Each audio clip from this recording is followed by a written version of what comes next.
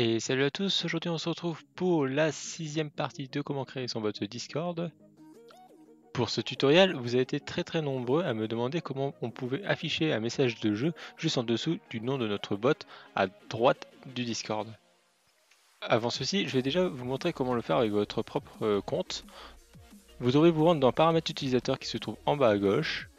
Ensuite dans la rubrique Jeux, l'option Afficher le jeu actuellement exécuté en tant que message de statut, vous l'activez. Vous cliquerez sur Ajoutez-le.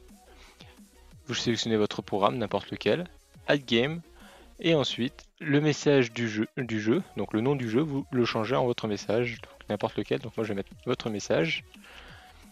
Vous cliquez n'importe où, Escape, et là votre message a bien été ajouté à votre profil. Pour votre bot, ça va être à peu près la même chose, sauf qu'on va devoir le faire en ligne de code. Donc vous vous rendez sur votre IDE, et dans votre classe, commande default. Puis nous allons créer une nouvelle commande en dessous de la dernière. Donc @commande.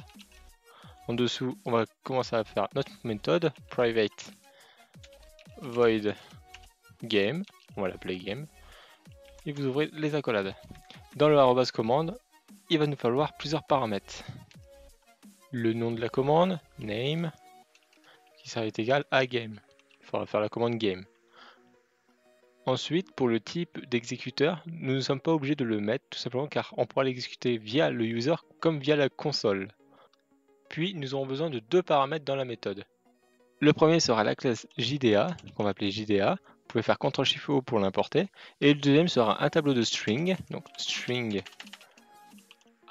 qu'on va appeler args. Rendez-vous sur la classe commandMap pour vérifier que vous avez bien ces deux arguments dans la méthode execute. Donc commandMap, tout en bas, et vous avez la méthode execute. Alors pour le tableau d'arguments, on l'a bien dans la première condition, string.class en tableau. Et pour le JDA, on l'a bien en avant-dernière position, donc JDA.class. Petite info, on m'a reporté dans les commentaires que j'avais fait une petite erreur sur ma dernière condition pour le message channel. En effet, cette condition peut lever un nul pointer exception, car contrairement aux autres, je n'ai pas checké si le message était nul avant de get le channel. Pour corriger ce problème, vous vous remettez juste devant message.getChannel et vous remarquez message est égal à nul, point d'interrogation nul, 2 points et vous laissez message.getChannel. Maintenant, nous pouvons revenir sur notre commande.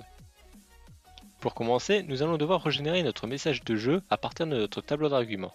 Alors, nous allons faire une nouvelle petite variable de type string builder, donc string builder, qui est de java.lang, qu'on va appeler builder, qui sera égal à new string builder, donc new string builder. Ensuite, nous allons faire une petite boucle for de type de string pour lister un par un chaque élément qui se trouve dans notre tableau d'arguments. Donc, string str, args, et vous ouvrez les accolades. Tout d'abord, dans ce for, nous allons devoir faire une petite condition pour savoir si notre string builder qui se trouve au-dessus est vide ou pas. Donc, if builder, donc builder contre l'espace, point length est plus grand que 0. Si c'est le cas, nous allons faire builder append et d'un espace. C'est ce qui nous permettra de reséparer chacun de nos arguments. Ensuite, en dessous, nous pourrons ajouter dans notre builder notre argument, donc builder.append de str. Le str qui est tout simplement le string dans la boucle for. Maintenant que le message est reformaté, nous allons pouvoir ajouter le jeu à notre bot. Donc, vous appelez jda.getPresence, donc getPresence, .setGame, new game implement, donc game impl, donc impl. Le premier c'est le nom, donc builder.toString. Le deuxième c'est un URL, mais on n'en veut pas, donc nul. Et le troisième c'est une classe enum, donc gameType, .default. La commande est maintenant terminée, nous allons pouvoir redémarrer notre bot.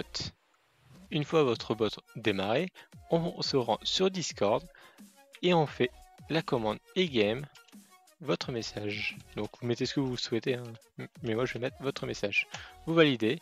Dès que la commande est supprimée, vous voyez bien que le message a bien été ajouté à notre bot.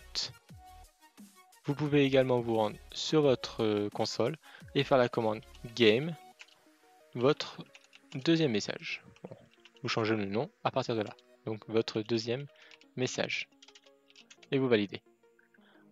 On revient sur Discord et là, c'est bien marqué votre deuxième message. Bon, le message est un peu trop long, donc limitez bien par rapport au format maximum. Voilà pour ces messages de jeu. Donc si vous n'avez pas tout compris, n'hésitez pas à me demander ça dans les commentaires, je vous répondrai au plus vite. Sur ce, je vais mettre fin à ce tutoriel et je vous dis à la prochaine. Bye tout le monde!